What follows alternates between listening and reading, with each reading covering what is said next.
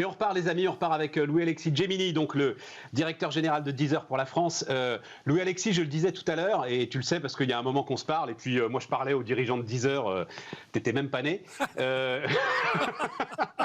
Ah ça c'est fait. Je trouve qu'on ne parle pas assez de Deezer. C'est-à-dire, la France ne célèbre pas assez, ce qui est quand même une de ses rares réussites en termes de plateforme à l'échelle internationale. Voilà, c'est dit.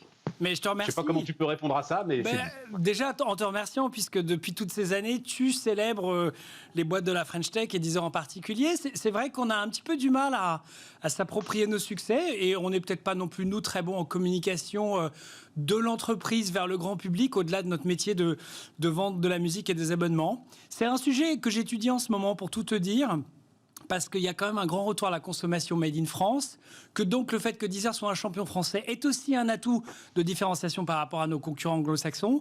Donc je réfléchis à l'écriture, à la création d'un film, d'un spot de pub. On est en train justement, on en parle avec mes équipes ce matin, pour raconter un peu l'histoire de Deezer à ceux qui ne la connaissent pas. Mais bien sûr. Alors après, on ne va pas en parler là, ça nous amènera au moment où, parce qu'il faut que vous sachiez, hein, mesdames, messieurs, Deezer et Spotify démarrent exactement au même moment. Spotify démarre même un tout petit peu après. Aujourd'hui, on est à quoi? 100 millions de membres pour Spotify, combien pour Deezer, 15 millions de membres actifs pour Deezer, mais effectivement Donc le moment où ça diverge est un moment absolument passionnant pour comprendre l'économie française. Mais là, ce qui m'intéresse, ce pourquoi je voulais que tu viennes, et donc j'ai appelé ça « Aller au-delà de la musique », c'est que j'ai l'impression que depuis combien de temps? Un an et demi, vous considérez que la musique ne vous suffit plus. Et donc, ta manière de le dire. C'est tout l'offre podcast et tout ce que vous êtes en train de faire et d'imaginer autour du son, d'accord, de la voix, d'accord. Mais j'ai l'impression que la musique ne vous suffit plus. Est-ce que là, il n'y a pas, j'en sais rien, moi, une perte de repère, d'énergie autour de ce qui est quand même votre core business? Alors, c'est une excellente question. Et c'est effectivement pas parce qu'on est allé vers le podcast et la radio qu'on se pose pas parfois la question de jusqu'où trop de contenu, tout le contenu. Donc ta question, elle est extrêmement pertinente. Le point de départ de la réflexion de Deezer il y a 5 ans, puisqu'on s'est lancé dans le podcast il y a 5 ans, on avait racheté une plateforme d'agrégation qui s'appelle Stitcher, qui est une boîte américaine qu'on a revendue depuis, qui a été elle-même après un grand succès aux US. Notre question, c'était qu'on a une offre de musique extrêmement riche, mais qui est aussi très proche de concurrents qui ne vendent pas d'abonnement, mais qui ont une offre purement gratuite, en l'occurrence YouTube. Et la problématique de gens comme nous, c'est de se demander jusqu'où, pour élargir la taille du marché, croître en termes de vente d'abonnements, on ne doit pas augmenter notre différenciation par rapport à notre concurrent numéro 1, qui offre quasiment le même contenu que nous, voire même plus, mais gratuitement. Et c'est une des distorsions du marché du streaming de la musique, qui n'existe absolument pas dans le streaming de la vidéo. C'est que, imaginez Netflix avec toutes ses séries, et une plateforme à côté qui ait les mêmes séries, mais qui les offre gratuitement. Eh bien, nous, c'est ce qu'on vit chez Deezer, chez Spotify, chez Apple Music. C'est que notre principale concurrence, ce n'est pas nous, les uns entre les autres, c'est YouTube, qui offre de la musique à la demande, avec de la publicité. Et donc, on a cherché à Louis créer... Alexis, il se trouve que, gratuitement, la pub, elle est bien présente quand même. Oui, enfin, tu la skips au bout de 4 secondes. Elle n'est pas si difficile à vivre que ça pour les clients. Et 70% aujourd'hui encore de la musique écoutée dans le monde, c'est sur YouTube. C'est pas sur nos plateformes qui, elles, pourtant, sont des plateformes qui rémunèrent 10 fois plus. Mais vous avez une offre gratuite, vous aussi. Vous avez une offre gratuite, tout à fait, sur laquelle on a installé nos podcasts aussi. Mais en tout cas, pour répondre à ta question de manière simple, on a cherché à se différencier de nos concurrents gratuits, numéro 1. Numéro 2, oui, on s'est posé la question de devenir un peu le hub de l'entertainment audio. C'est un choix qu'on a fait.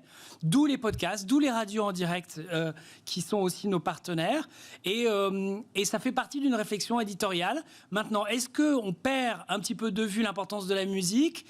C'est une grosse question, on en débat tous les jours en interne. Mais la réponse est plutôt non, parce que pour simplifier, 90% de l'écoute sur Deezer, ça reste la musique.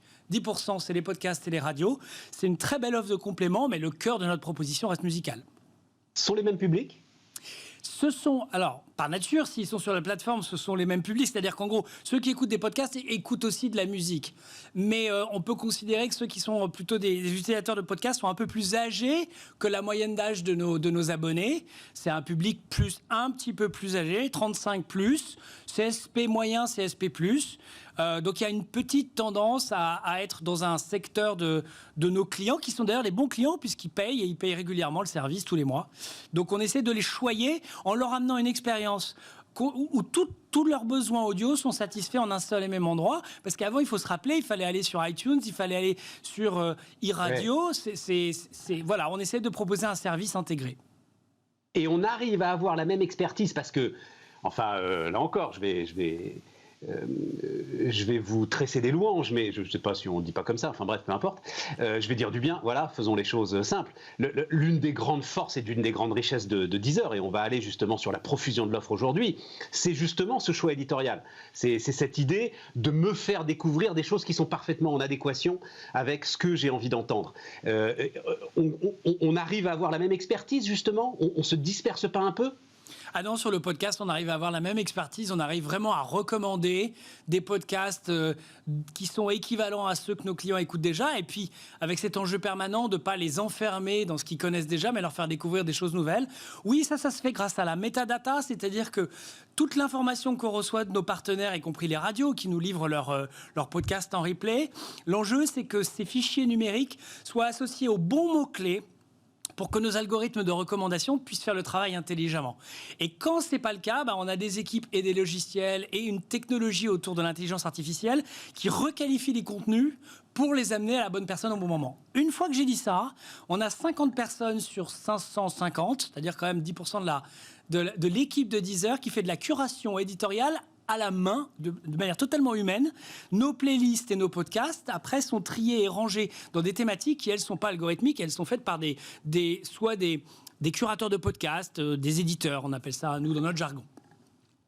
Donc, on a des gens dont c'est le métier. Oui, non, mais c'est absolument passionnant. Donc, il y a, enfin, en termes d'investissement techno, c'est quoi? Enfin, ça s'achète sur étagère, pour le dire, ou ce sont vraiment des éléments que vous designez en interne? Stéphane, je vais te donner un exemple. Dans une radio comme Énergie ou Europe 1, dans des domaines un petit peu différents, ou Europe 2 ou Skyrock, il y a 2-3 personnes qui s'occupent de toute la programmation musicale de l'antenne. Okay, ouais. Et c'est pas leur faire une injure que de dire que chez Deezer, il y a 50 personnes qui font la programmation de à peu près 25 antennes, puisqu'on a 25 pays, on est très actifs, on a les droits dans 180 pays. Mais donc, on a vraiment une équipe de spécialistes de la sélection musicale, et ces gens-là ont des oreilles, un cœur qui bat, c'est pas des ordinateurs, et c'est là où on fait la différence avec notamment nos amis anglo-saxons, parce que eux, ils sont exclusivement sur l'algo. Alors ça, c'est un truc que tu dis, je t'ai déjà entendu le dire, anglo-saxons. Ils sont suédois, hein, Spotify. Non, je parlais de YouTube et de Google. Ah, d'accord. Non, suédois. Parce que tu as une tendance à dire qu'on est au départ. Non, mais vous vous rendez compte, on n'a que des... Non, Spotify, ils sont suédois, même ils sont cotés à New York. Non, mais alors, attends, parce que dans, justement, alors... les radios d'avant, on va dire, ok, il y avait 4 programmateurs. Mais aujourd'hui, t'es 50 gars, là. J'ai lu ce chiffre vertigineux. C'est 60 000 titres par jour qui sont édités. Et la comparaison que je lisais, c'était une année de production dans les années 90 qui est publiée chaque jour sur les plateformes Deezer, Spotify, etc. Louis-Alexis. Oui. C'est ça, il te semble cohérent? Oui, alors le chiffre est un peu gros là, mais on est plutôt à 100 000 références par semaine en ce qui nous concerne. Mais voilà, en tout cas, ce sont des volumes colossaux. Tu as tout à fait raison de le souligner. Et ce n'est pas des volumes qu'on peut traiter à la main, ça c'est certain.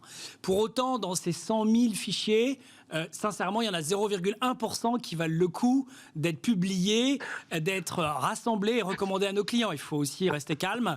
Donc, et c'est ça notre boulot, c'est de savoir sortir le 0,1% de la crème de la crème. Et en même temps, c'est quand même offrir la possibilité à n'importe qui, et enfin, pardon de le dire comme ça, à tous ceux qui ont la volonté de le faire, voilà, je vais le dire comme ça, de se faire éditer, de faire éditer leur musique.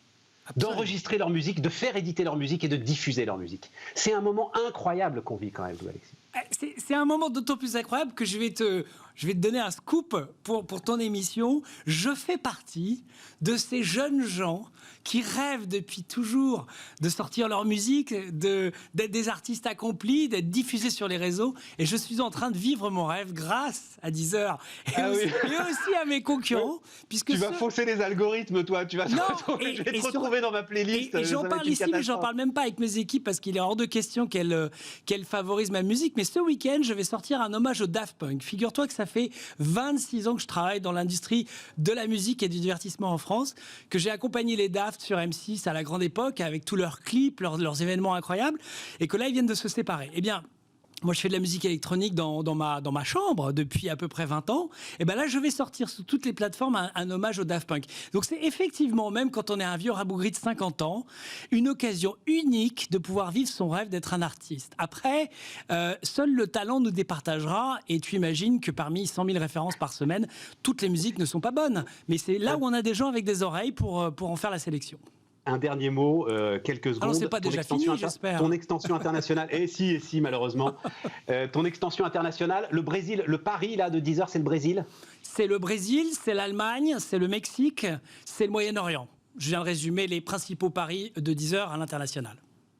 Et à ce moment-là, comment ça se passe ? C'est-à-dire qu'il faut parce qu'on a quand même encore 30 secondes, il faut un gros programme d'annonces, de publicité, etc. pour dire que Deezer ouvre, oui. Ou alors la notoriété est suffisante finalement pour démarrer sans grands moyens ? Non, c'est ce que tu viens de dire. C'est des très gros investissements pour développer des parts de marché significatives.